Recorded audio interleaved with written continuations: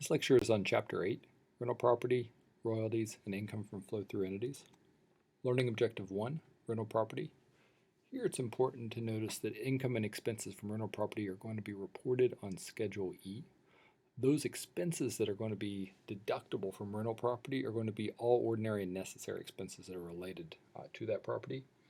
And then the net amount is going to get reported on line 5 of Schedule 1, and that's going to be in addition to income on the 1040. The ordinary expenses and expense is going to be customary and usual for the rental property, and then there's some examples of that we have for advertising, repair and maintenance, management fees, to where if we may own the property, but we're having someone else actually go in and do the repairs, as well as depreciation. We may also include some expenses such as travel to the rental property site. You can imagine that if you had beachfront property in Florida, for example, you may have to fly down there to physically make the repairs, and travel might be an expense to consider there. Additionally, we may have mortgage interest and taxes that are going to be examples of these ordinary expenses. The depreciation that we have is going to be straight line depreciation over 27 and a half years for residential property and 39 years for non-residential property.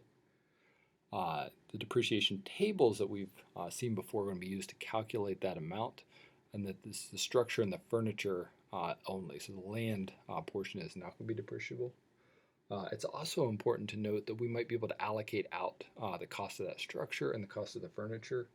And doing that, we might be able to use double declining or 100% bonus depreciation for something like those furniture expenses or some appliance expenses. We cannot use Section 179 depreciation here.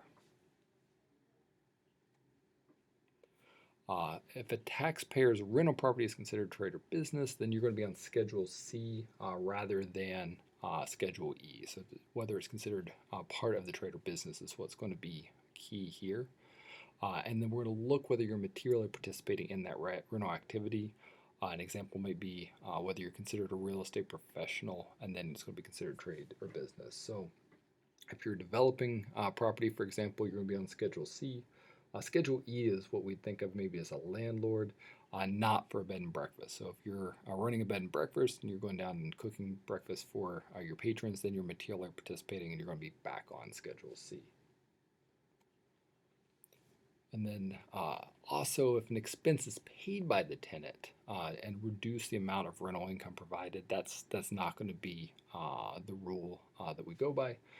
If, for example, $900 was the monthly rent that the tenant was to pay the landlord, and they noticed that $300 worth of repairs needed to be made, and they said, hey, I'm just going to pay you $600, I'm going to go ahead and make the $300 repairs, this is going to save you a step.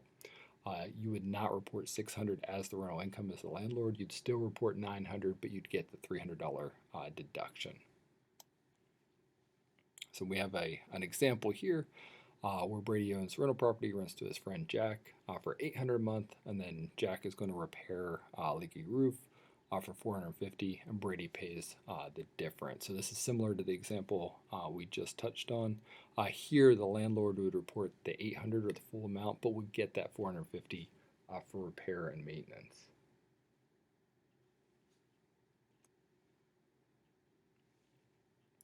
So rental income is generally reported on Schedule E. That's going to be true. All expenses related to rental property are deductible in the current year, including capital improvements.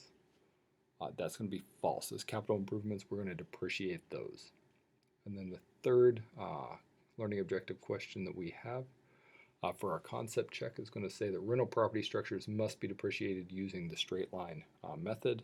That is true, and that's going to be 27 and a half years for residential property, 39 years for the non-residential property. Concept check 4, if a taxpayer's rental property is considered a trade or business, he or she still reports that income on Schedule E. That's going to be false. You're going to be on Schedule C at that point. If a tenant provides a service in lieu of rent, the taxpayer is not required to report the value of that amount as rental income. That's going to be false. It is rental income. Learning objective 2, rental of vacation homes.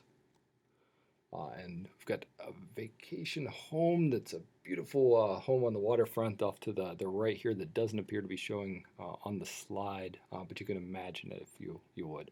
But here the property is going to be used for both personal use as well as rental activities, and that from a tax purpose is going to be the interesting thing for us, and we're going to classify them as one of three categories. We can either categorize them as primarily rental, primarily personal, or mix, essentially personal slash rental. And the thing that's going to drive the decision here is roughly going to be whether you have 2 weeks or for the rental amount, 2 weeks for the personal, or whether you're in that mix. So we're going to be roughly around that 14-15 day time frame. So for our three categories, we're going to use the rental days to compare them, and our example here is going to be that Jose owns a vacation home. He used it for 7 days, and then he rents to vacationers for 90 days.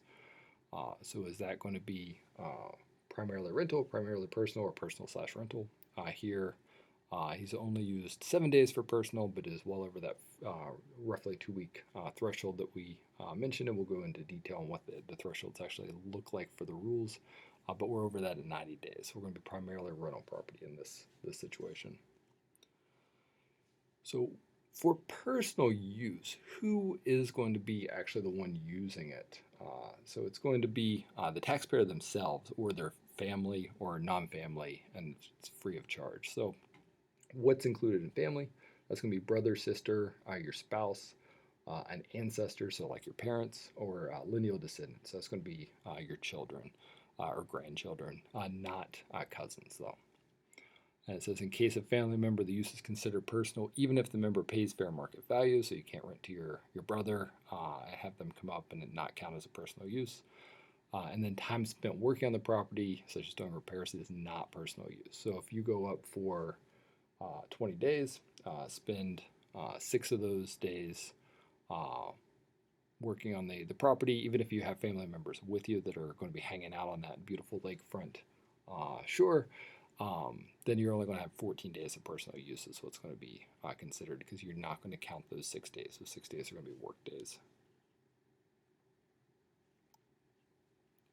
So here we get into looking at the specifics of that rule. For primarily rental homes, we're going to look at no more than 14 days for personal use, and then also 10%. So in the example where we had 90 days for vacationers, 10% would be 9 days, so the 14 is going to be more. However, if we had rented for, say, 300 days, we might get 30 days for the amount that we can use for our personal use. All income and expenses of a primarily rental property are going to be reported on that Schedule E.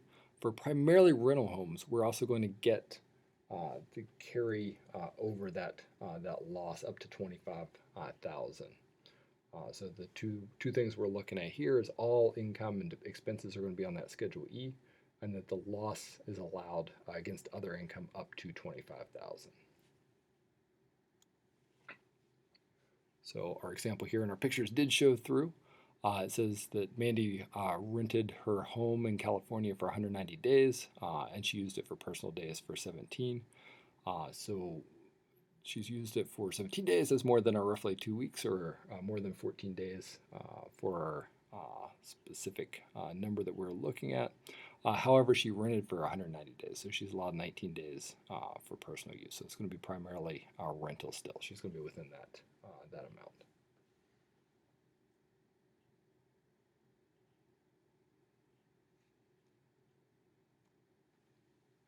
So we looked at primarily rental homes. Here we have primarily personal homes. So a home that's rented less than 15 days, but otherwise would be used for personal residence is considered primarily personal.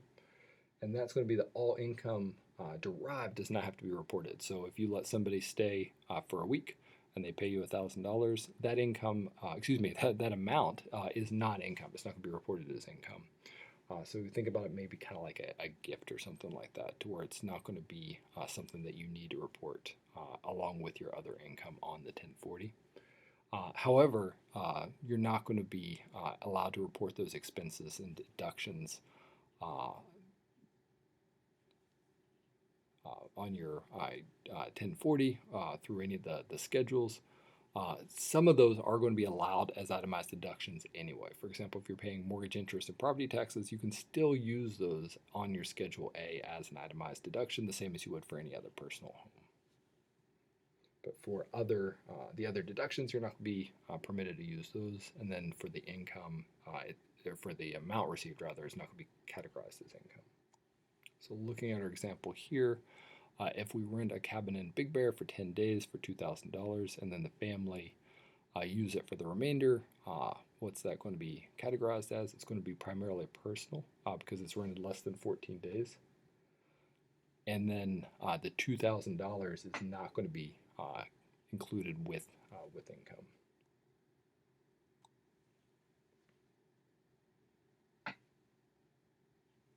So here are the mix, the personal / rental homes.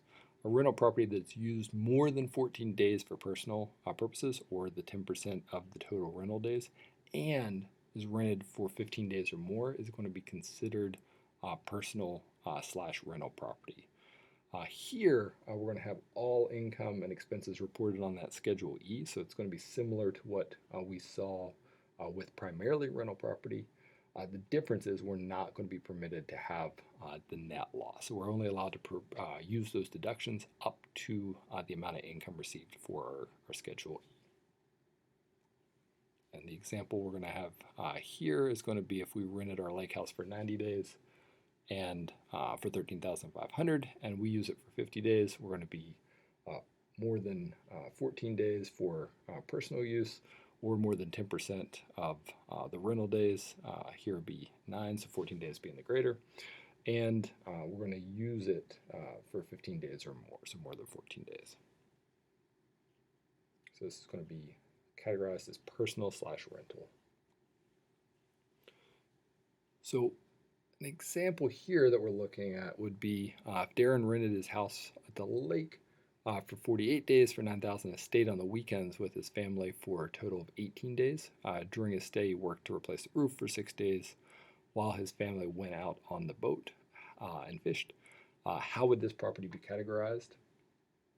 So you might think that it's going to be personal / rental, but we're not going to count the full 18 days as personal use. So we're going to subtract the 6 off and only include 12 because 6 days were work days. So this is actually going to be primarily a rental for its categorization. So we're going to be no more than 14 days for personal use. Here we were 12. And as a result of the fact that the time spent working on the roof were work days, not personal days.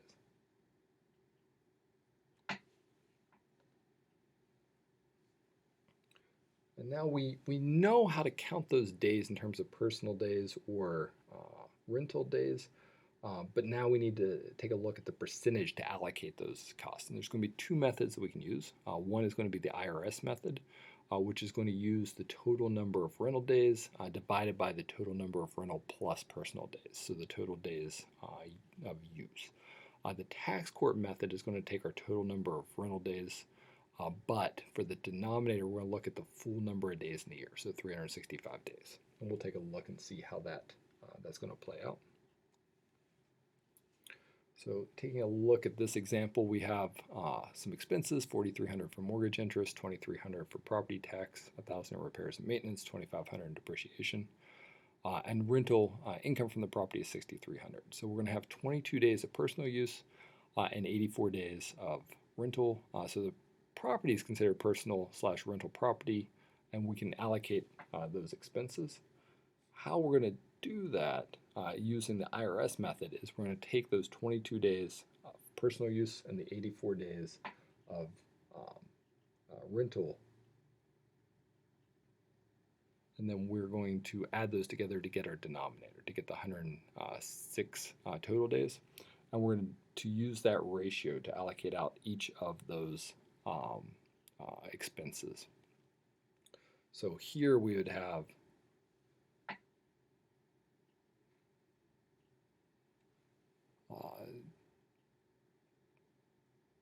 breakdown for the 84 divided by 106.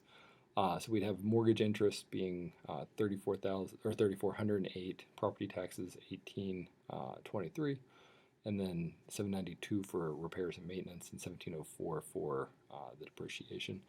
Here it notes that it's going to actually be 1981, but it's limited, so we can't take that loss and use it to offset other incomes. We have to pull it to zero. So looking at the tax court method here for mortgage interest and property tax, we're going to be allowed to use that 365 days. So that's going to lower the amount of expense that we're going to use here. And why that's going to be something that's perhaps beneficial to the taxpayer is you're going to take the rest of that interest, the other portion, and you can still deduct those interest and taxes on Schedule A as an itemized deduction from AGI deduction.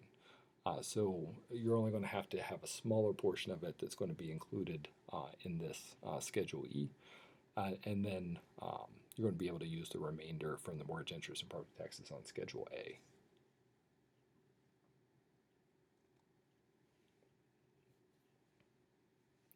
So taking a look at the example here, we're going to have 75 days for rental, 30 days for personal use, and we've got $6,000 for mortgage interest, $1,400 for property taxes, $1,000 for insurance, $800 for repair and maintenance, and $2,000 for depreciation.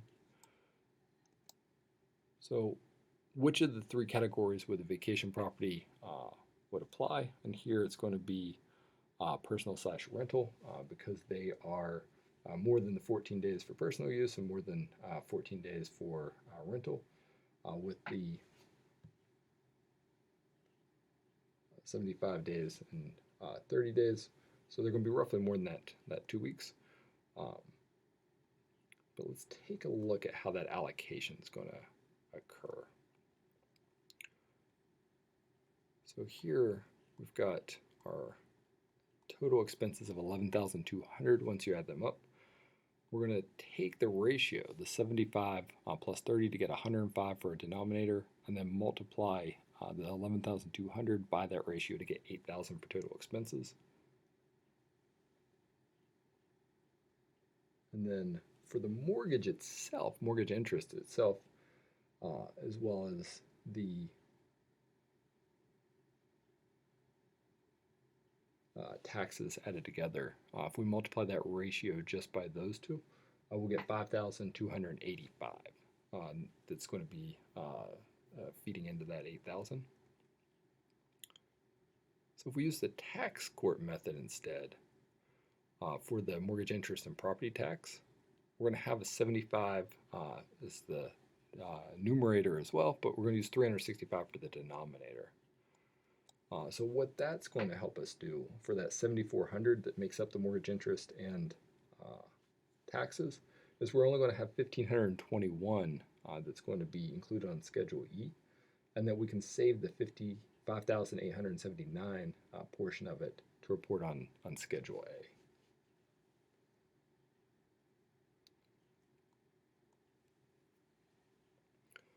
Learning objective 3 is going to be royalty income. And here, royalty is going to be a payment for the right to use intangible property.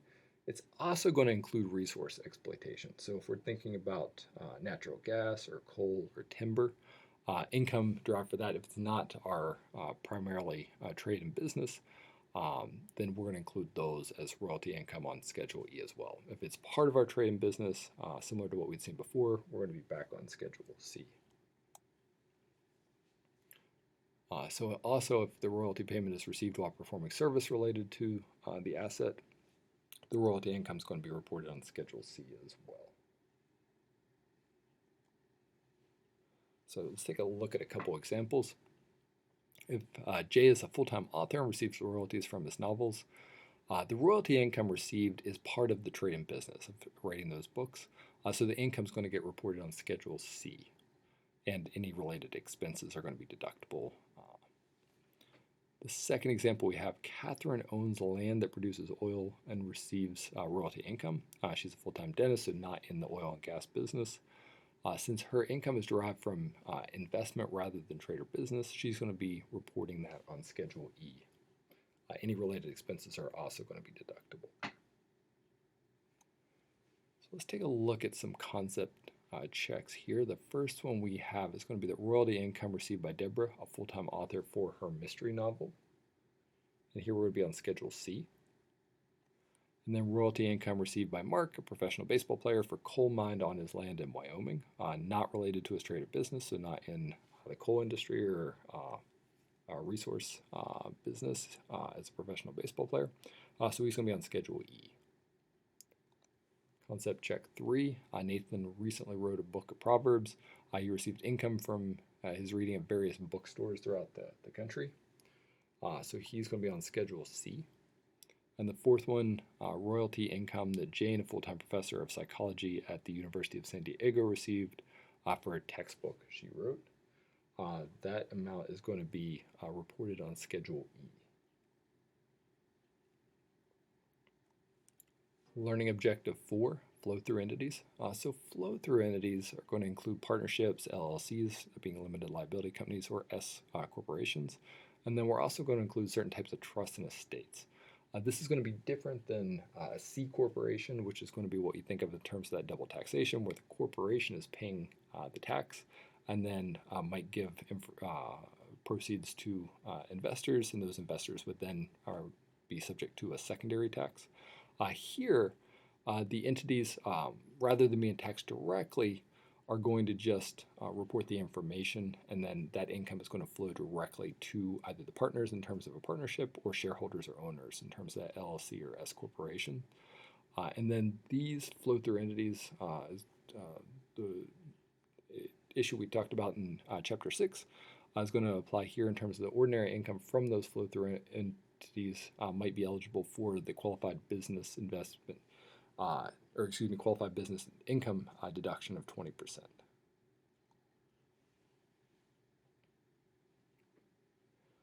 So the flow-through entities, again, are going to file informational returns. They're not actually going to pay the tax, but they're going to provide that information to the partners in terms of the partnership or shareholders, owners in terms of the LLC and S corporations on something called a Schedule K1. And the information from that K1 is reported to the individual partner for their personal tax return. And it's going to be broken out by income type. So the income and loss from the K1 is going to get reported on the Schedule E. And the reason you're going to break that out is depending on the particular partner, shareholder, owner situation, they may report it on a different schedule. So the ordinary income might be on Schedule E, but if you've got dividends, you might be reporting that on Schedule B, and then capital gains, for example, might be on your Schedule D. And then certain limited partnership and rental activities are going to be considered passive activities, and as such, the amount of the net loss may be deductible against active or portfolio income and be limited by the passive activity rules. Here they may also be a carry forward associated with them. So generally losses from passive activity may only be offset against other passive income, so not against active or portfolio income. The exception to this is going to be for the rental activities. Here the rental activities are considered passive activities. Tax law is going to allow up to $25,000 in those net losses for those rental activities to be offset against active or portfolio income. And this is going to be subject to an AGI amount limitation and phase out we'll discuss in a future chapter.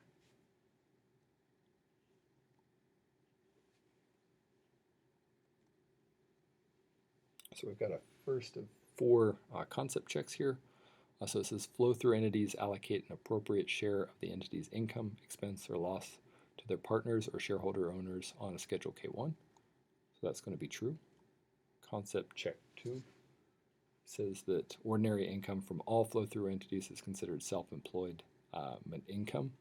So that's going to be false.